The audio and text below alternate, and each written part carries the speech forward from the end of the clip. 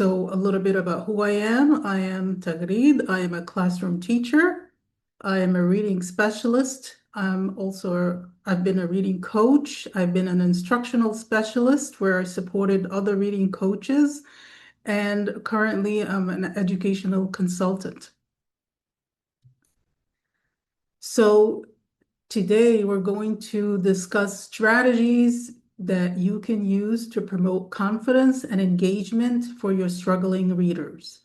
And I'm going to also share some methods that you can use to facilitate your work.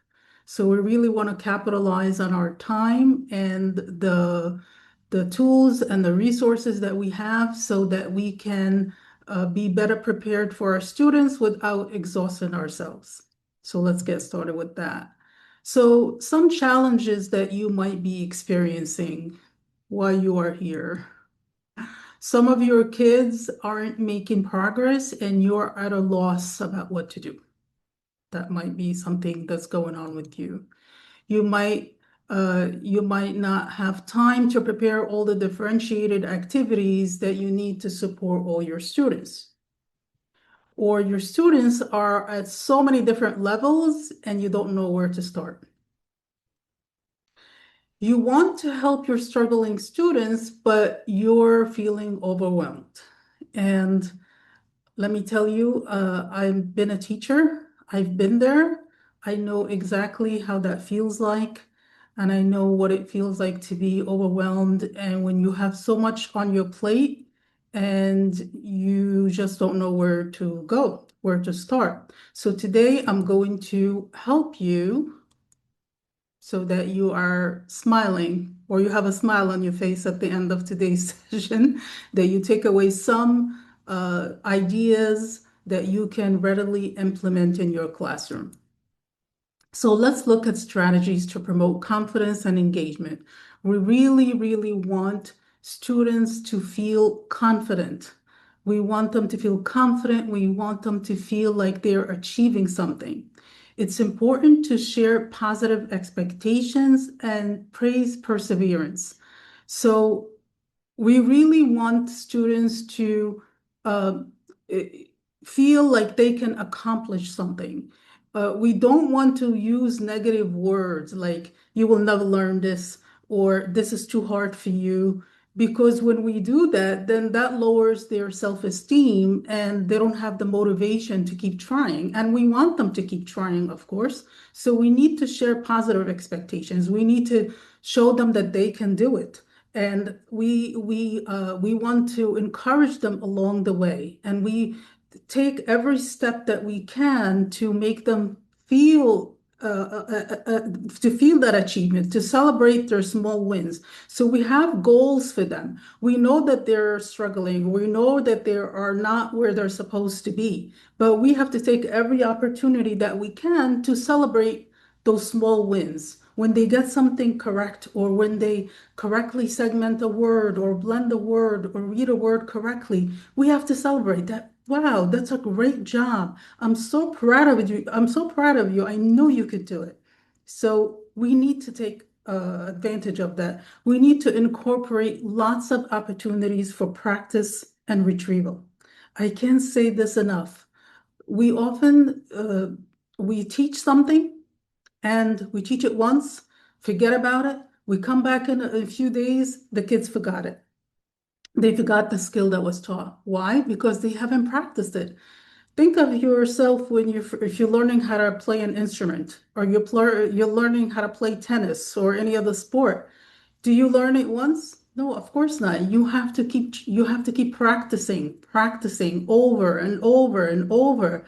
And you fall down and you get up. You fall down and you get up. You do it wrong and you do it again. And this is how you succeed. So that continuous practice and the ability to retrieve what was taught, that's the key to success. Okay. Scaffold learning. So one of the ways we can scaffold learning for students is through paired reading. Paired reading is a very effective strategy where we're pairing a strong reader with a reader that's not so strong. So here the readers work together. They take turns reading a text together. That kind of motivation helps the weaker reader achieve by having that guide on the side, having that student that's helping the other one who needs the help. So paired reading is a very effective strategy to do that. Choral and echo reading is also another wonderful strategy to scaffold learning. So what does that look like? So echo reading is where a teacher reads a sentence or reads a page, whatever it is, depending on the level you're working with, and the students reply. The student or the students echo the reading or repeat what was read. Or choral, where you have a group of students read together. So again, this is also great. Choral reading is a great shared reading strategy that's especially effective for ELs or students who are learning English as a second language. So here we know English language learners, they are often shy and they don't want to take risks because they're afraid of being wrong. So here there's no fear because they're reading together. They're more likely to be motivated to read together. So again, the teacher models a reading and then the students reply together or read together. That's what we call choral. Audiobooks are also wonderful, again, for English language learners or those whose English is not a first language. Audiobooks, they listen to books on tape, or now it's not on tape. Now we have many different new methods where the children, they can either watch an animated book that is read aloud to them, or recordings, stories that are taped, so that they can listen to the story that's being read to them while they're reading along. Again, that's another kind of scaffold. Repeated reading. Okay, they read again, they read over and over. So especially if we want students, if we're using decodable text, we taught them a phonics skill. We use a decodable text that has that pattern that they just learned. So in the decodable text, that pattern is repeated multiple times. So now the students read that text and they read it again and they read it again. So this is a way for them to practice what was taught, and they get to practice and their reading improves. Graphic organizers, again, are a great way, especially for writing and reading. It helps them to organize their thoughts, and it's a way to scaffold their learning by organizing thoughts and brainstorming. What is it that they're going to be reading about, or what have they read about? Like if they're doing a story map, for instance. Who are the characters, what is the setting, what is the plot, what is the ending of the story, and so on. So graphic organizers are a great tool because it scaffolds learning and it helps prepare readers for reading and writing. And I already spoke a little bit about decodable texts. Decodable texts are obviously a great tool for practicing what was taught in phonics. And high interest texts. We want students to be reading books that they are interested in. So even if let's say a student loves to read about animals and he chooses a book that might be a little bit more challenging for him or her, it's okay. An adult can read that text, especially parents at home. We can take the book home, have your mom or dad read with you, or someone or older brother or sister. That's definitely fine. So how do we make learning fun and interactive? We need to incorporate multiple multisensory activities in our lessons. We cannot make learning, especially phonics instruction. Often it's people think that phonics is dry and it's boring. No, we can make phonics instruction very, very interesting and interactive by using things like you see here on the screen. We use interconnected tile letters, the Unifex cubes, they're called. Very interesting that the kids put together the tiles to make words, or stencils where they are touching the rough, that rough feeling, that tactile feeling of making the letters. That helps the neural pathways in the brain connect that touch activity, and it helps the child learn how to write the letter. Also, using stencils to, especially to learn those high frequency words that we want them to practice and learn and internalize, like the word and the and are and is and of. Also shaving cream, like you see here, some shaving cream, and they write the words in it. Sand is also another wonderful way that we can use that multisensory way to practice writing those words. And if sand is not available, salt works just as well. Excellent. Okay. And again, using Okonin boxes and using colored tiles to help children segment the sounds that they hear, and blend the sounds using uh, the tiles that you see here in the picture, and using the finger to segment the sounds. Again, on making learning fun and interactive, there are so many now phonics games that involve movement and curiosity. One great one is phonics hopscotch, like you see here, like the classical hopscotch game, but now we're using sounds. So using letter patterns and diagraphs and vowel diagraphs and vowel teams, like you see here, and then the children, you say the sound, and the children hop in the boxes. So this again involves movement. It's fun. It's interactive. These games boost engagement and retention and confidence. So it's a way of learning the phonics skills, but in a fun and interactive way.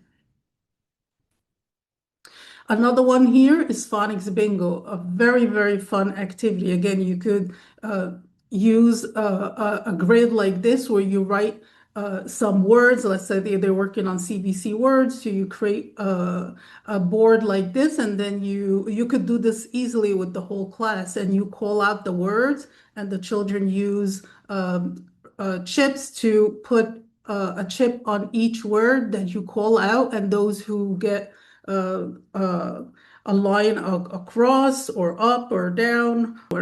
So there's a link where you can make these boards very easily. I will share that link with you.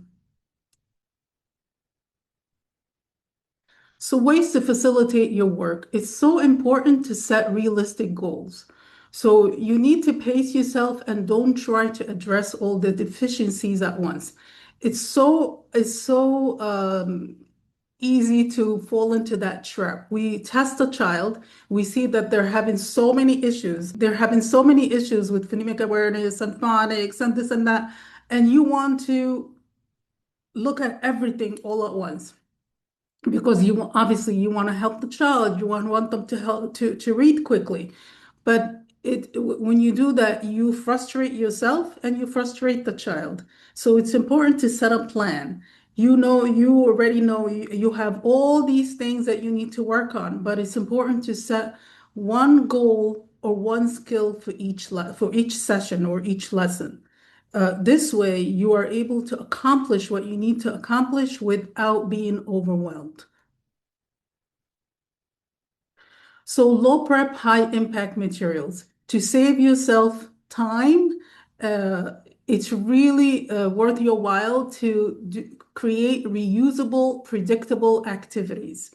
So if you have access to a laminating machine at your school, or even if you have to find one somewhere, or even if you don't have a laminating machine, the sheet protectors work just as well.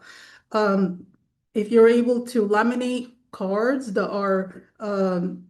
children use over and over, Or like you see in this picture here, the teacher laminated the actual activity sheet, the with the Conan boxes and the writing line on the bottom. So here, so now you're just putting the letter cards, but the actual sheet is laminated. So this way it preserved the activity sheet. You don't have to do it over and over. It doesn't get dirty. The kids don't write on it. It can easily be cleaned with a napkin, and it's reusable. So that saves a lot of time. So it takes time in the beginning to set it up, but then once it's done, it's there. It's makes it a lot easier. So reuse materials from small group work into centers. So use what you can use in your small groups. Do this in the for the centers also, where children go off and work on activities by themselves. That will save you a lot of time. It's important to set up efficient small group lessons. Simple, consistent routines. So you, like you see here, a weekly lesson structure. So day one, we're going to work on phonemic awareness, introduce the sound pattern, practice blending, segmenting, and I just put there Elkonin boxes. So I know day one, I'm going to practice segmenting and blending using Elkonin boxes. Day two, I'm going to practice, review again the skill that I introduced here. In this case, let's say the diagraph. So I'm going to introduce that again, and I'm going to share some words with that, and I'm going to use letter tiles and cards.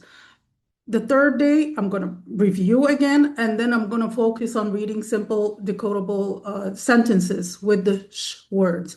I'm going to, fourth day, I'm going to review again, then I'm going to use a decodable passage book. So what you see there, every day of the week, I know exactly what materials I'm using. I know exactly what I'm going to do. And this I'm doing every single time that I meet with my small group. So I don't have to think too much about which activities I'm going to use. The only thing that changes is the skill that you're working on. Okay, so that simple, consistent routine is important because also kids like that consistency. They like routine. They appreciate that because they want to know, they like knowing what to expect. And it's important to make your sessions also short, not more than 20 minutes, 15, 20 minutes, we say, not more than that, even 15. We could do it in 15 if we're focused and we're organized. So that brings me to the next point is preparation and organization are key.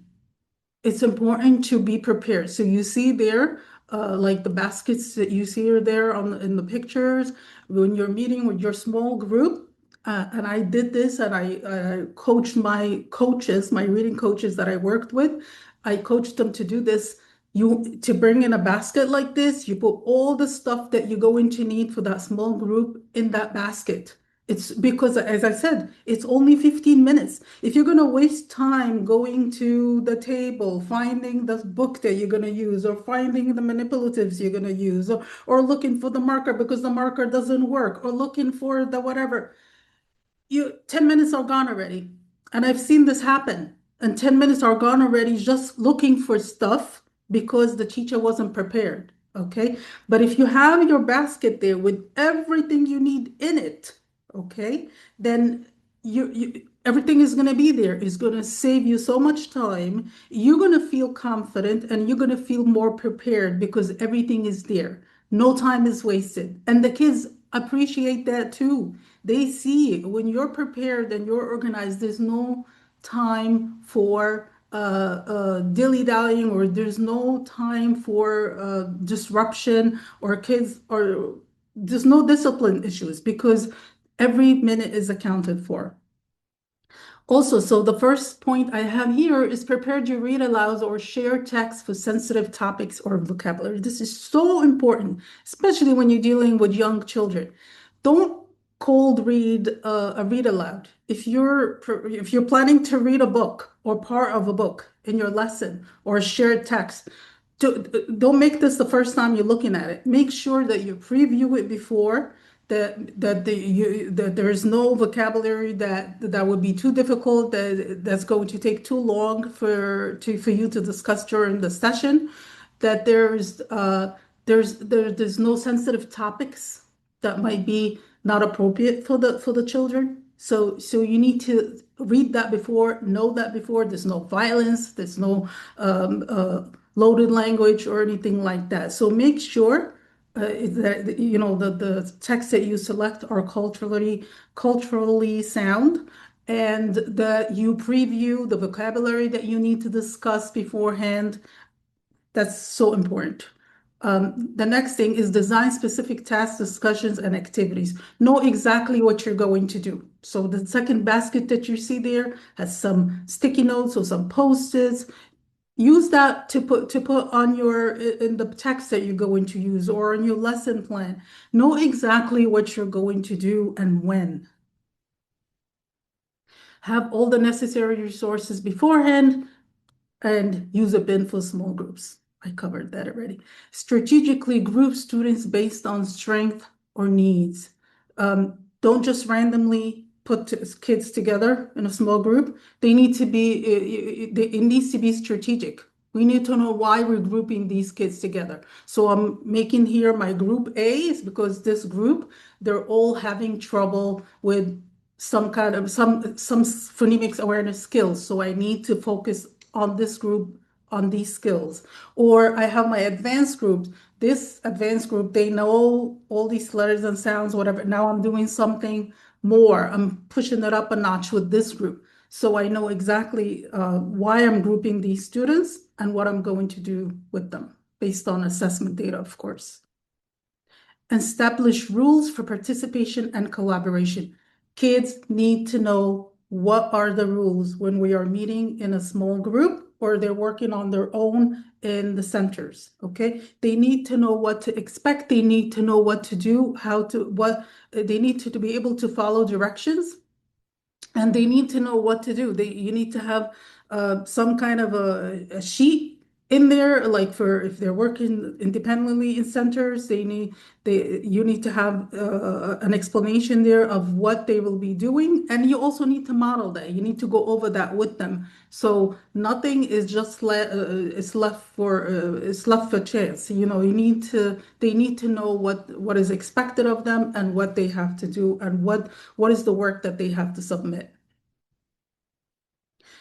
So at the end, supporting struggling readers should feel purposeful, not exhausting, okay? And if you do all the things that I shared with you in this session, it's not going to be exhausting. You're going to feel a lot more prepared, you're going to feel confident, and you're going to free up your mind to focus on the more important things, which is helping all your children read and write well.